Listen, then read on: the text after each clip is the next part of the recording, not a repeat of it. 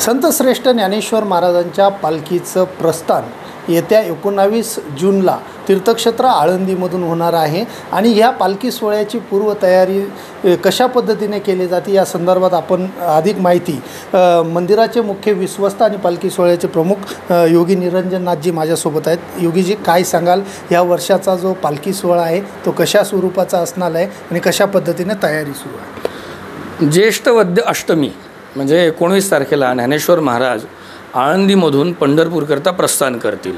बरोबर दशमीला पुण्याला एक मुक्काम आहे आणि एकादशीला दिवेघाट मार्गे सासवडला प्रस्थान करतील। यंदाच्या वारीमध्ये पालखी सोहळ्याची जी परिपूर्णपणे जबाबदारी आहे ती माझे सहकारी डॉक्टर भावार्थ देखणे हे सांभाळणार आहेत।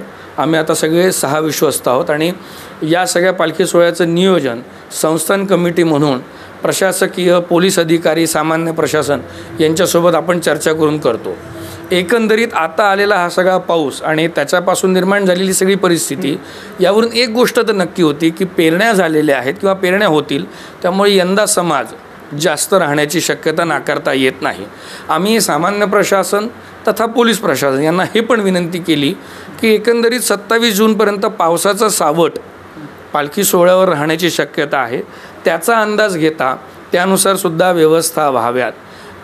दरवर्षीप्रमाणे शासनाचं लक्ष आहे, काही एक गोष्टी कमी जास्त होतात, म्हणून आमची विनंती असते की पालखी सोहळा आला की त्याच्या आजूबाजूला ज्या बैठकी होतात त्या व्यतिरिक्त सुद्धा दर 3 महिन्यानंतर दर 3 महिन्याच्या गॅपमध्ये सन्माननीय विभागीय आयुक्तालय तथा सगळे जिल्हाधिकारी यांनी फॉलोअप मीटिंग घ्यायला सुरुवात करावी, ज्यांनी मदत होते। पालखी सोहळा म्हणजे फक्त संतांचे रथ आणि त्या रथामध्ये ठेवलेल्या पालखीमधल्या पादुका नाहीत, तर प्रामुख्याने हे सगळे संत वारकऱ्यांसोबत पंढरीला जातात। त्यामुळे त्या वारकऱ्याची चिंता, त्या वारकऱ्याची काळजी म्हणजे खरी वारी आहे।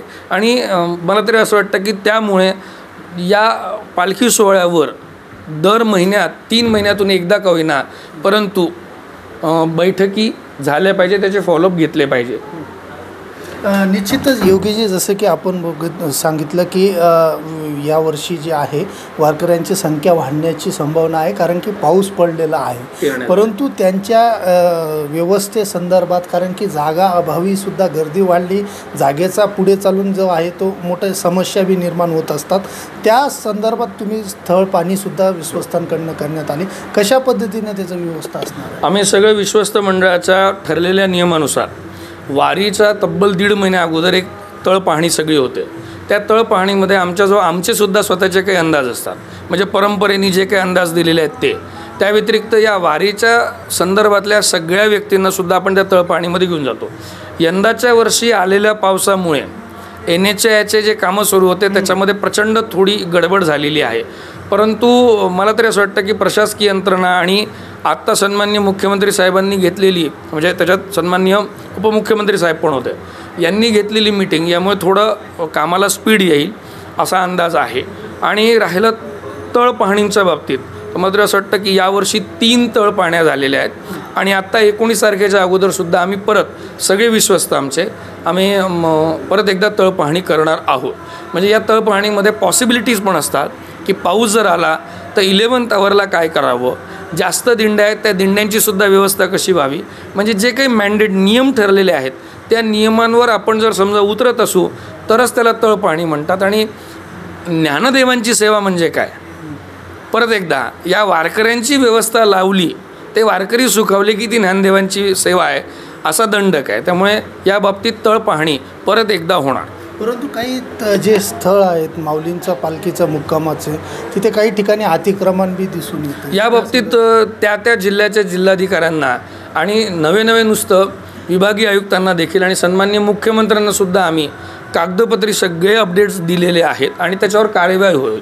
बिलकुल।